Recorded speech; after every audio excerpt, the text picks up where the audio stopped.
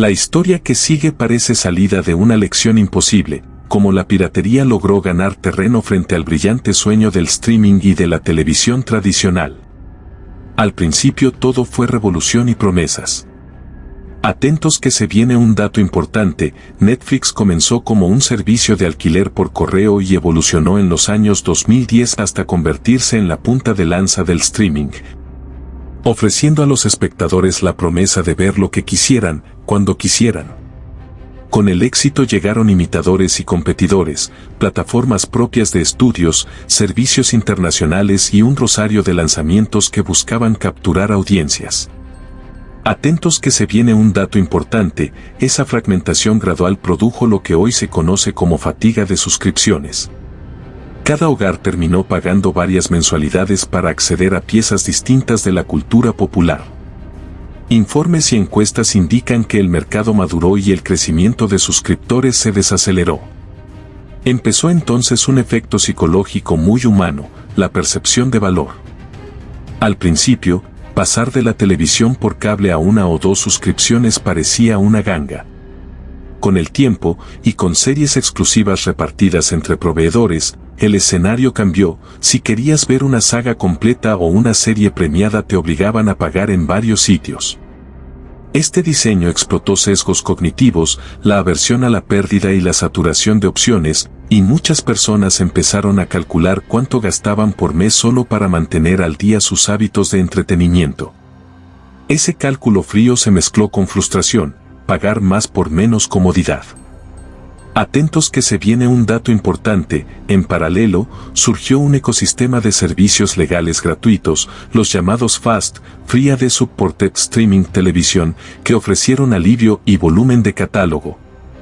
Ejemplos actuales incluyen Pluto TV, Tubi, The Roku Channel, Samsung TV Plus y Plex, que agregan miles de títulos y canales en vivo con publicidad.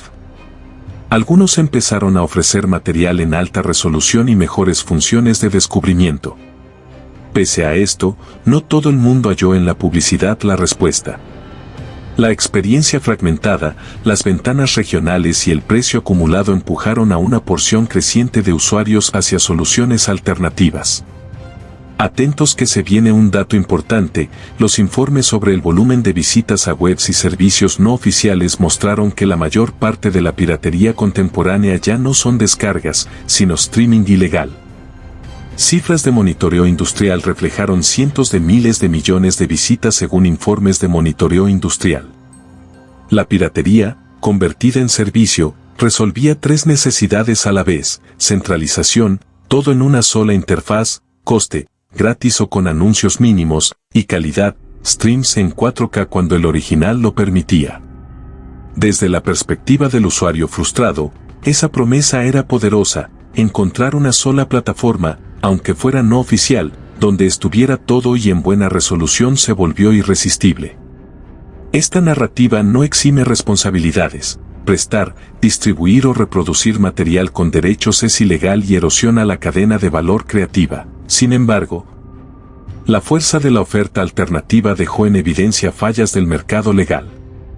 Casos populares y muy visibles ilustraron el punto. Atentos que se viene un dato importante, series como The Last of Us fueron masivamente pirateadas a nivel mundial, a pesar de su éxito comercial, debido a problemas de acceso y barreras de suscripción en distintos territorios. El resultado fue una doble pérdida: audiencias dispersas que terminaban fuera del ecosistema monetizado y debates públicos sobre qué modelo preserva mejor la cultura y la industria. Frente a esto, las plataformas legales reaccionaron con una mezcla de medidas: lanzamientos más baratos, mayor oferta gratuita con anuncios, paquetes y alianzas. Algunas empresas probaron tarifas bajas y servicios complementarios para recuperar usuarios que se iban por motivos económicos. Atentos que se viene un dato importante: durante 2025 se consolidaron modelos híbridos, suscripción, anuncios y paquetes, que intentan equilibrar ingresos con accesibilidad. La competencia ahora gira en torno a experiencia, precio y disponibilidad global. El cierre de esta historia no es un juicio único sino una llamada de atención. La piratería ganó terreno porque el mercado no supo articular una propuesta suficientemente accesible y coherente para todo el público.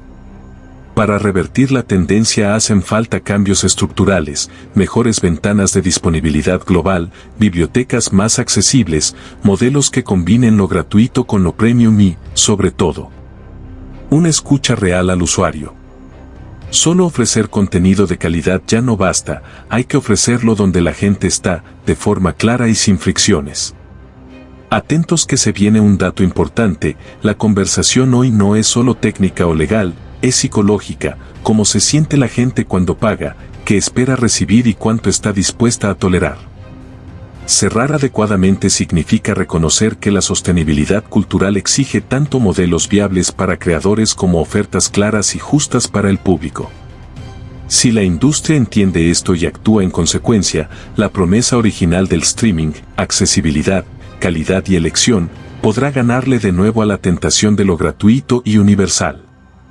Así se cierra esta reflexión, no se trata de vencer la piratería con leyes únicamente, sino de reconstruir el contrato cultural entre quien crea y quien consume.